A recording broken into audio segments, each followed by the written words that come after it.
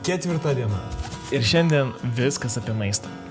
Ar galima nevalgyti, jeigu neskanu? Valgio tavo niekas nekontroliuoja, realiai esi pats atsakingas už tai, ką valgai. Šiaip yra tikrai nemažai pasirinkimo, ką valgyti, tai nematau problemos, kodėl čia būtų galima nevalgyti. Ar galima atsinešti savo prieskonių? Galima atsinešti savo prieskonių. Pas mus taip realiai darė. Prieskonių žmonės pradeda neštis dėl sausekų. Tipo, jiems trūksta skonio, tai jie deda prieskonius. Man niekada netrūko, aš niekada nesidėjau. Nu šiaip tai blema gal ir negalima, nežinau kaip ten tikrintų. Nes tam leidžiamų įsinešti daiktų sąraše prieskonių tai tikrai, man atrodo, nėra. Tai ar galima prašyti daugiau maisto? Galima, jeigu lieka ten, tarkim, tai tikrai valgyklos darbuotojas visada duodavo ten to maisto, tai tikrai visada jo sakydavo, imkit, pasimkit ten jogurtų dar liko, tai tikrai visada liepdavo pasimkit. Labai svarbu pasakyti, kad negalima iš valgyklos išsinešti maisto. Vėlgi priklauso nuo to, kas pamato, bet šiaip tai negalima neštis, nes ten ateis higienistė ir pamatys čia sugedusi maistą ir tada žodžiu bus blogai, tai negalima šitų dalykų daryti.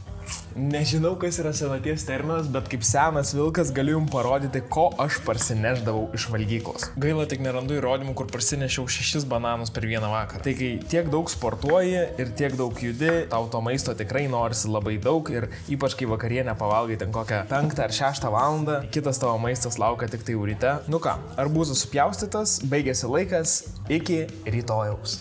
ate.